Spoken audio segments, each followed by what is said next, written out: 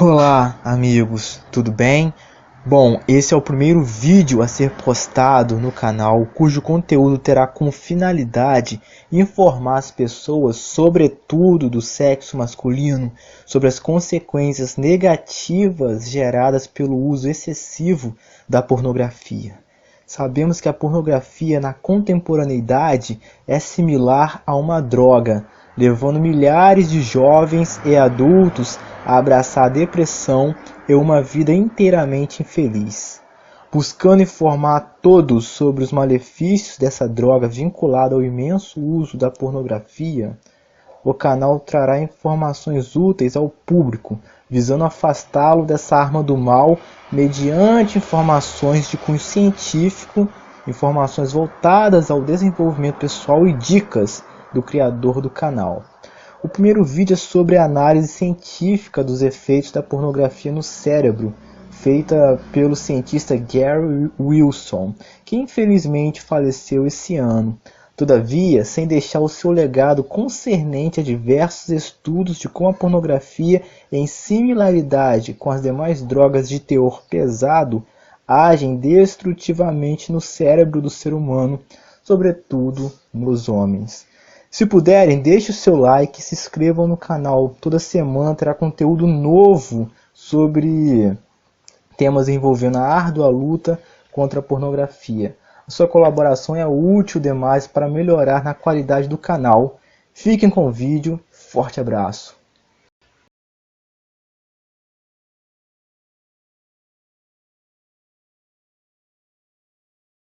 So earlier on about virgins over 30 years old, and in this show we touched upon the problem that some people don't go out, don't show their colors, they're addicted to porn, they're sitting at home. Today I have an expert here, someone who has done a lot of brain research on the impact of porn on people. And this is Gary Wilson. His website is yourbrainonporn.com. He has a lot to say about the topic. Welcome, Gary. Thank you. Great to have you here. It's great to be here. Yeah, so this show is about relationship and about connecting with real people. And you know something about a problem that arises that's actually an obstacle in our relationship with people, which is people, men in particular, and particular young men sitting in front of the computer and masturbating to pornography. Yeah, what's going on is, as we know, with the rise of the internet, we now have, of course, internet porn, high-speed internet porn, and what I have been seeing, because so many websites linked to mine where guys are discussing this, is that they are finding the screen much more exciting than the real thing. In other words, they are becoming compelled by the screen, just like young guys are being compelled by video games. These young guys are also being compelled and more interested in internet porn than they are real women or real partners. And they are concerned. And so they may have been using internet porn since they're 12, and now it's 17, and they're going out on their first date, and they take their clothes off, and they can't get it up. And they're going, oh my God, what's wrong with me? Then they do a search, and they find out those years of brain training have trained their brain to need to sit and watch and be a voyeur and need a certain level of stimulation in order to get sexually excited. That's when they make a change. And so what this problem is, it's a problem of being hooked on what is artificial rather than what is real. Thank you. So you have them get off porn, and it takes about 2, 3, 4, 5 months of no porn, and interesting enough, no masturbation, because they're so desensitized. I don't know why that is. And slowly their sexual performance comes back, their erections come back. As they are abstaining from porn? Yeah, they have to abstain from it or they'll never return to normal. They'll have ED, I guess, for the rest of their life. Some have had ED for 10 years. Well, let's define addiction. How often is addiction? What if somebody watches porn once a week? that may not be addiction. Let's define it for the viewer here. Well, you can't define, addiction is the continued use in spite of negative consequences. So here's the problem, is if you continue to use, and you started at age 11 using porn every day, high-speed porn, and you're 20, and you've used it every day, you don't know the negative consequences until you stop. And so that's what's so surprising for these thousands of guys, is that once they stop, they have more energy, their confidence goes up, their social anxiety goes away, their interest in real girls go up, and for many of them, because the reason they quit is because of erectile dysfunction, that also remits. So if you don't know, if you never stop, you don't know what the negative consequences were. You just assume that's how you are. That's you. That's social anxiety, lack of confidence, no motivation to study or go get some job. Sure. But is porn bad in every way? Or does porn have actually something to offer? Porn cannot be defined, because what we're talking about is the reward circuitry, which is an ancient circuitry in the middle of the brain, and it doesn't know what porn is. It only knows levels of stimulation. So for one person, they may be looking at feet, and that stimulates them, and another person, they might be looking at bestiality, Yes, and that stimulates the them. fetish. Yeah. Or another person, for example, we had this one gentleman who only looked at swimsuit models. Now, is that porn? Most people don't think so, but he looked through 2,000 to 3,000 pictures per masturbation session. Wow. Maybe 2,000 to 3,000 pictures per masturbation. So he needed click, click, click, click, click, several windows open, several tabs, clicking through them all, looking at them. That's the stimulation he ended up needing in order to get sexually excited. So are people in swimsuits porn? Probably not. No. It's the level of stimulation Sure. that causes brain changes, that leads to dysfunctions. So you can't really define even what porn is anymore. No, but if you're using it in a way that you always need more, I mean, I think that's an aspect of addiction. That Escalation. You always need more, like a bottomless pit. Then you are in an addictive cycle. But for some people, watching a particular erotic or porn movie may open up new doors in their relationship for people to look at that. So it's how you use it. It's how you use it, but another big aspect is how it's delivered. So we can't use the word porn anymore. We can use porn, and then we can use high-speed internet porn. That's a completely different animal, and that's the only one I deal with. I don't deal with people sitting around and watching Playboy, or people going to the local theater and watching it. These are kids I say because they're in their teens, adolescents, and they have trained their brains on high-speed porn. High-speed means they don't have to sit there and wait for 10 minutes for one picture to download. Instead, they have high definition, several tabs open, clicking between the tabs, fast-forwarding to their favorite part, and then when their excitement starts to drop, they click open another window for a new genre that will jump and get their excitement going up. This could not be done before high-speed internet porn, and this is the brain training that's going on. So the discussion for me is high-speed internet porn and how that differs from everything before. Because look at it, we've had written words, we've had pictures. Were they addictive? Put them together, you have Facebook, and now you have the ability to click, click, click, click, click, and people are getting addicted to words and pictures. Yes. So it's a different type of medium with a different type of delivery. Gary, you're coming to this as a therapist, right? No, I'm not a therapist. You're not a therapist. I'm a physiology and pathology teacher who got drugged into this. I see. Not wanting to do anything with it. This is an area of research. Yeah, so I taught anatomy and physiology for about 20 years, and of course I taught neurobiology many, many times. About 12 years ago I met my wife, and my wife, we wrote some books together, and they had to do with the neurobiology of sex, bonding, And all those events occur in the reward circuit, and that's the same place that addiction occurs, where the reward circuit changes. So I became very familiar looking at all the science and the abstracts and the research of this area. And you collected all of this on this website called Your Brain on Porn. Your Brain on Porn. Not actually. What happened is about 6 years ago, on my wife's site, which was about sexuality and couples, all of a sudden Google put together the words sex and addiction and orgasm, and these guys started showing up on the forum and saying, we're addicted to porn, or I have erectile dysfunction, what do we do? And my wife, who is running the forum, says, I don't know. And since Google put those posts together, more and more started showing up, and finally we decided a few years into it to write a few articles about it. Well, then even more showed up, and eventually we wrote a few articles about guys recovering from erectile dysfunction, guys recovering from social anxiety by giving up porn, and then that site exploded.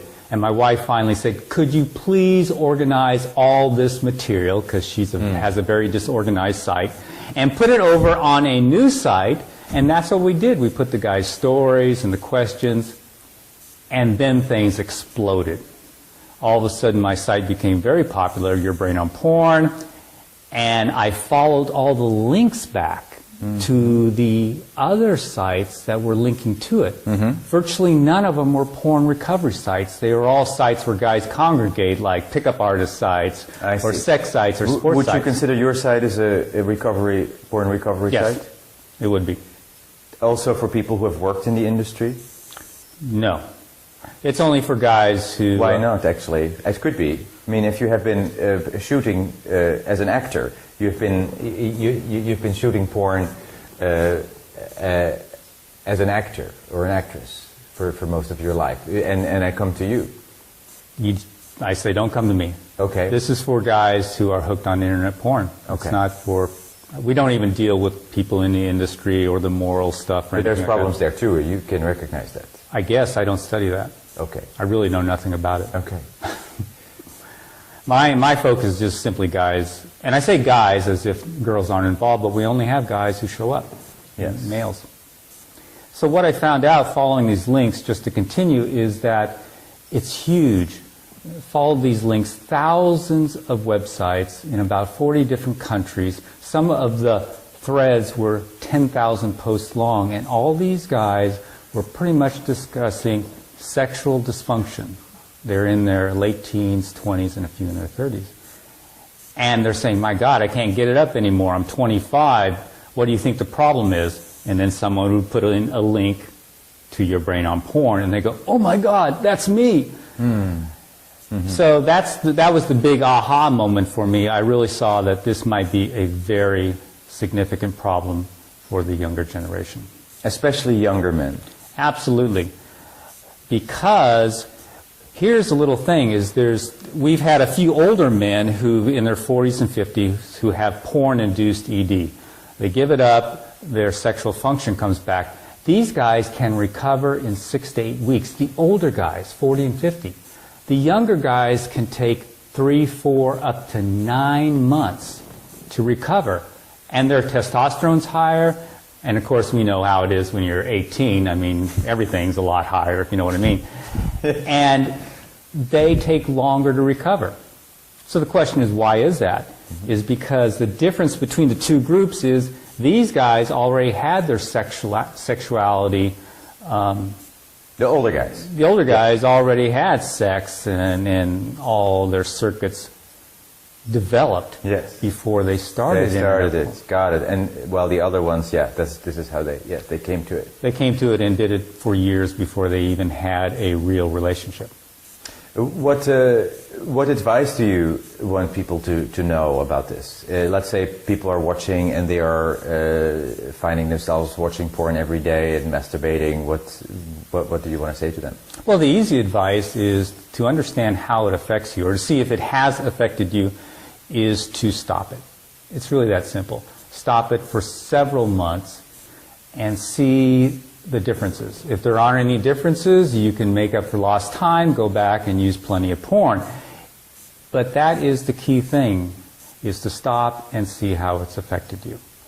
What happens if you truly are addicted is you'll go through withdrawal symptoms and feel worse for the first even few months.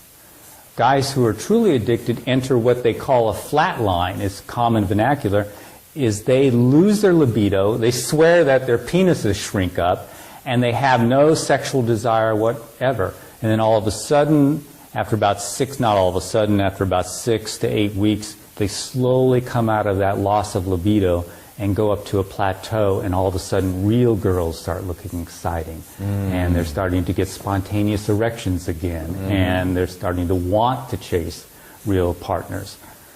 So the key thing is to stop using porn. That's how you find out if it's affected you. Stop using porn. Yeah. Yes. And then just see. Yeah, just see. If you feel and if you can't stop, clearly you have an addiction. That's right. That's right. It should be easy to stop. Now, there's a lot of people who are actually not single, but they're in a relationship, they're in a marriage, and they're finding, they are turning to porn. They're married, and the wife doesn't think it's really cheating, or they're not sure whether it's cheating, but they feel cheated somehow, right? The partner feels cheated, the man goes to porn, and it takes energy away from the intimacy, from the relationship. Can you comment on that? Well, since all my data or all my information really comes from guys, the guys who are married and in relationship, they often show up again to quit because they're having sexual problems. When they quit, they notice that all of a sudden their partner, who they thought was boring, is now exciting once again. As they take several weeks to eliminate the porn, they find them attractive again.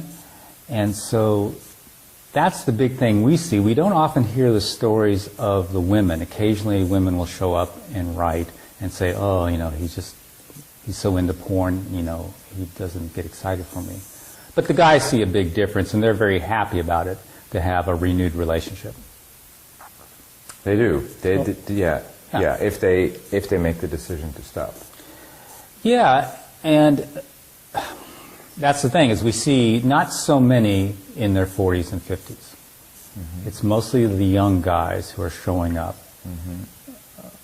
So, have you talked to people in the porn industry, or to producers, or I was actually thinking about inviting people from kink.com to our conversation, and just have them hear what's the other side of what they're doing, what's the result of what they're doing. I mean, they're in their own vision of producing this, and it's financially very rewarding. It's good for those people, I think, to hear what you have to say.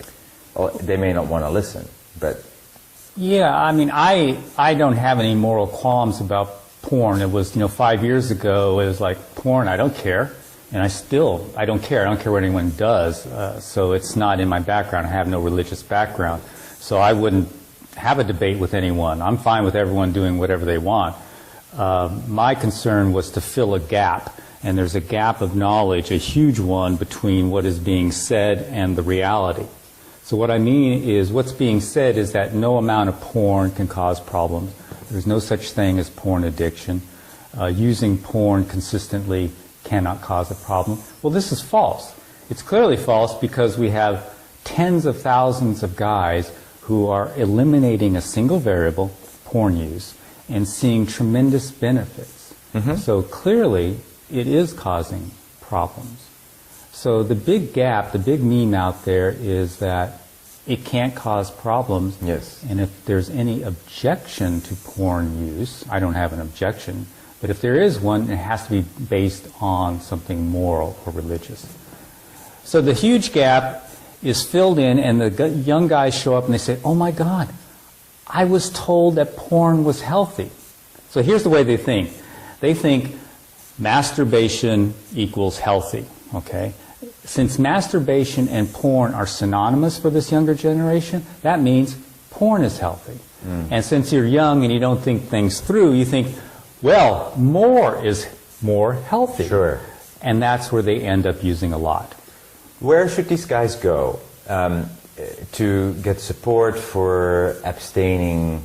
I haven't heard of a 12-step program that focuses on this. This would be actually a good thing, I think. There is Sex and Love Addicts Anonymous, there is Codependence Anonymous, there is all kind of relationship addiction groups.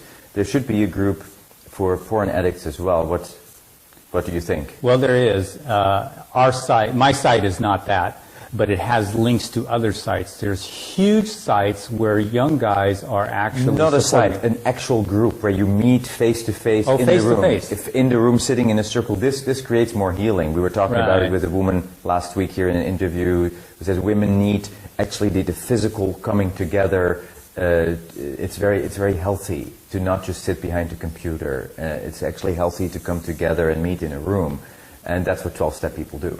Yeah, I agree with you. That would probably be very healthy, but it's unlikely to happen because there's shame associated with it. So since the guys are young guys who live in an internet age, most of them prefer to go on the internet and write. The ones do mention, okay, I've gone to a 12-step, but they've gone to a sex addiction. Yes, for people who go to prostitutes or are addicted to a partner, yes. Yeah, and that's a completely different animal than starting on internet porn at age 11 and not being able to stop at age 18. So yeah, I would agree with you. It would be great if they had some place to meet, but I don't know of any. You're right. Are you running groups No. in your area? No, I don't do that. I'm not a therapist. No, but you could be a group facilitator. Nope, I won't. You won't. I'm a teacher. That's my job. So I teach. I give them the science behind addiction and the science behind their symptoms. And when they learn that, it's really a benefit because they can detach and say, oh, it's my primitive brain that's causing me to want to sit here and click from picture to picture. And they see that primitive brain is in charge. Or they say, oh, my frontal cortex is inhibited. It's not functioning fully, which happens in all addictions. And that's why I keep relapsing. So they can detach and they can almost see their brain doing things it doesn't want to. They have a term, they call it their scumbag brain that's making them do this. Gary, you're very insightful, and I think it is so great what you're doing. When I first saw your website, it was like a few years ago, I was very happy, and I posted it on my Facebook page, and I ended up coming to you and having you here. How did you get to this passion? I mean, you're very passionate actually about it. You're very passionate about the topic and helping people or providing this information. What in your life has propelled you to gain knowledge about this?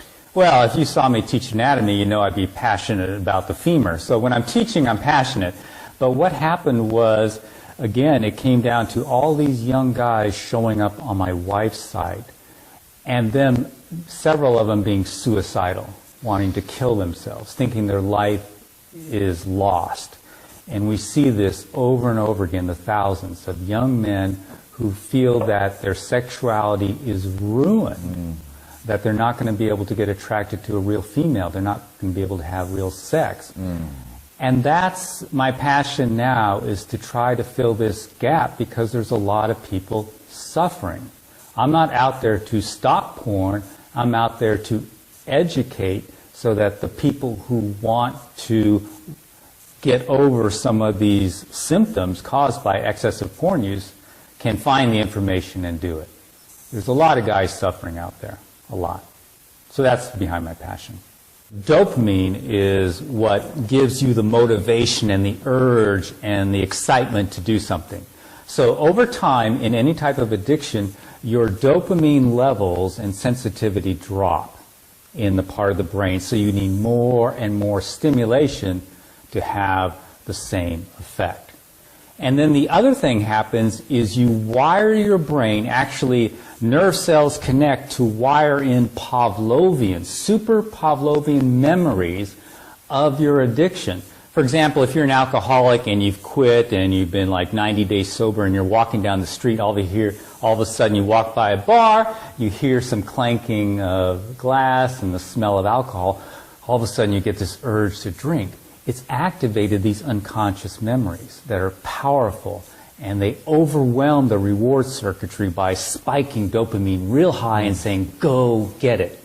So what you have is a double-edged sword.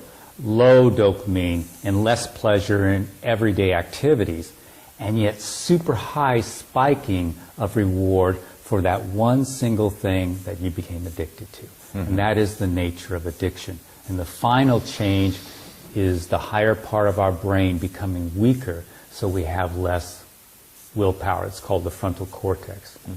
So those things working together are the center, the main attributes of all addiction. Very clear. You really understand addiction. It's very, very clear how you just explained that. Yeah. Yeah, well, if we look at the traditions of what people have done, as you said, connecting with other people, that's a big one. And it replaces these needs because they're in solitude. The addiction flourishes in solitude, in isolation. Exactly. And what happens is you have dopamine, and so once you get off the addiction, your dopamine drops even further. Now you're craving things, and the one thing that will do it is your addiction. But now you can replace that reward with human contact. So that's one big thing, socialization. We tell guys you've got to socialize. The next thing is exercise. Exercise actually elevates the dopamine, and it makes more what are called dopamine receptors in the brain. Another thing that occurs is meditation. Meditation increases dopamine too and keeps the levels high. So those are some of the things that I would add one, also creative expression. Yes. Art, music, making beautiful things, especially for those that are artistically inclined, really helps you connect with your own beauty, with your own essence, and takes away the need for those addictions, for drama. It's very powerful. Yeah, because addiction is really replacing the natural rewards. We don't have a reward circuit that evolved for addictions. It evolved for natural rewards, which were all those things you just discussed, along with food and sex and other things. And what these guys find out is once they stop that addiction, those creative things actually come and rise up. They say, oh my God, I'm starting to write again. I'm starting to play my musical instrument again. I've started to program. I'm going out and doing this and that and dancing. So those things just naturally rise as a replacement for the addiction.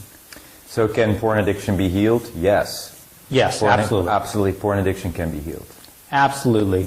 And I think guys have a better appreciation.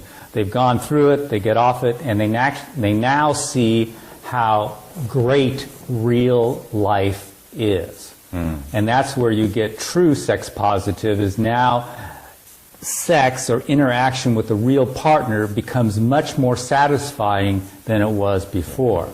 So Gary, we've been talking with you. Can people actually contact you? Can they find you, or do you not want people to contact you? Well, everything I know is on my website, and so it's a well-organized website. There's video presentations that describe everything. So if they go to yourbrainonporn.com, they can find all the information. It's a secular site. There's no advertising, nothing, no monetary anything.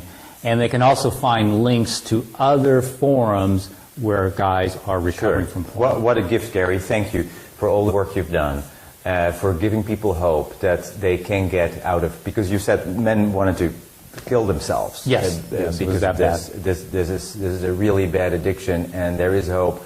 You can get completely sober from porn addiction. Thank you for everything you do.